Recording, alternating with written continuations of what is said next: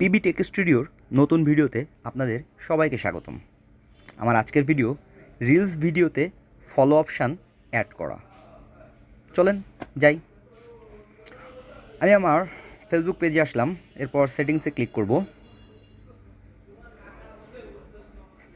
সেটিংসে ক্লিক করার পর পেজ সেটিংসে ক্লিক করব। সেখান থেকে আমি আসব পাবলিক পোস্ট এই অপশানটায়।